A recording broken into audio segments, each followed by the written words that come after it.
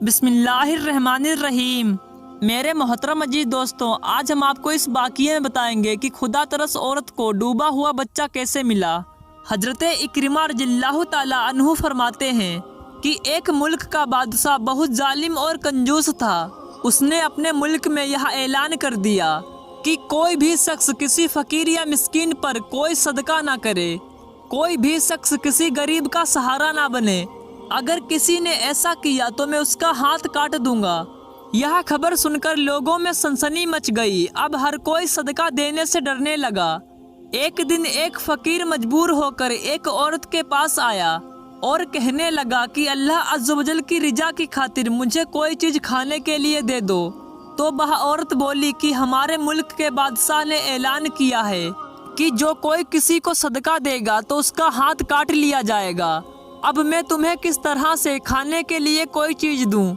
فقیر نے کہا، تم اللہ عز و جل کی رضا کی خاطر کوئی کھانے کی چیز دے دو۔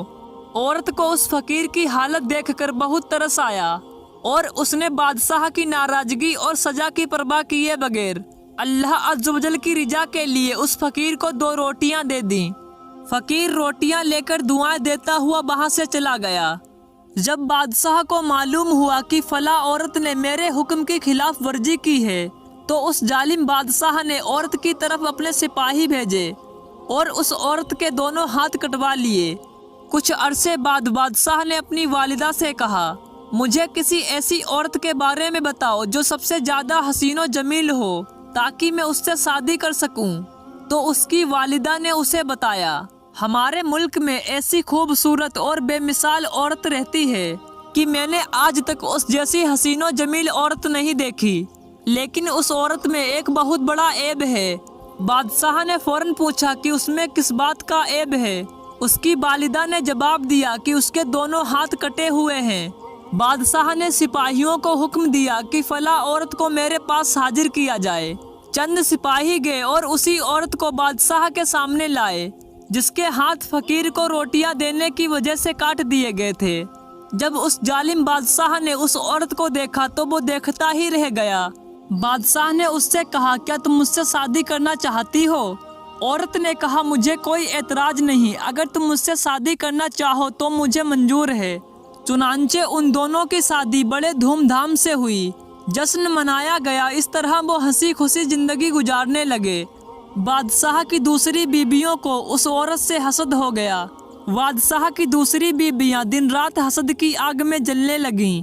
ان کے دل میں یہ بات بیٹھ گئی کہ بادشاہ اب ہمیں اتنی توجہ نہیں دیتا جتنی کہ اس غریب و نادار نئی دلہن کو دیتا ہے۔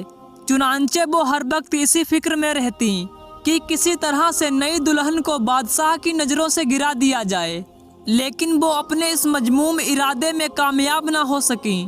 پھر اچانک بادشاہ کسی محاذ پر روانہ ہو گیا اور وہاں اسے کافی دنوں تک دشمنوں سے جنگ کرنی پڑی۔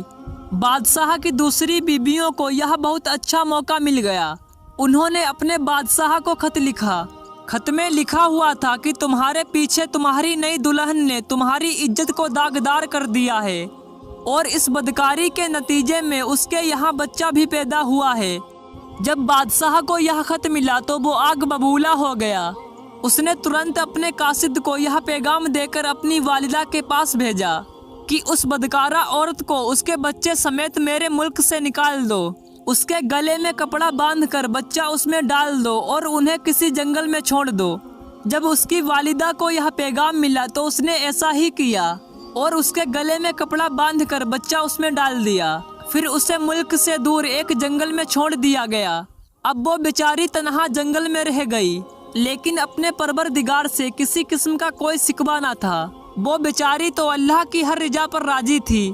وہ بیچاری اسی طرح جنگل میں گھومتی رہی۔ پیاس کی شدت نے اسے پریشان کر رکھا تھا۔ بالآخر اسے دور ایک نہر نظر آئی اور وہ نہر پر گئی اور جیسے ہی پانی پینے کے لیے جھکی تو اس کا بچہ گہرے پانی میں جا گرا اور وہ ڈوبنے لگا۔ جب اس عورت نے اپنے بچے کو ڈوبتا دیکھا تو وہ رونے لگی۔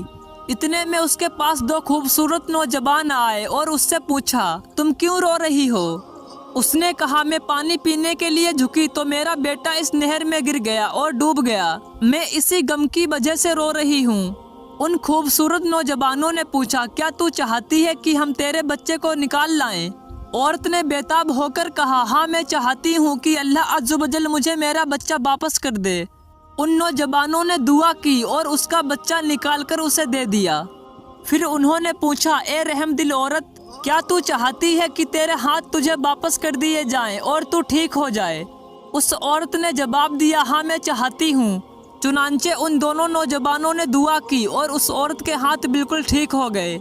औरत ने अल्लाह का शुक्र अदा किया और हैरान कुन नज़रों से उन नौजवानों को देखने लगी, जिनकी बरकत से उसका डूबा हुआ बच्चा भी वापस मिल गया और उसके हाथ भी ठीक हो गए। फिर उन नौजवानों ने पूछा, ए अजीम औरत, क्या तू जानती है कि हम कौन हैं?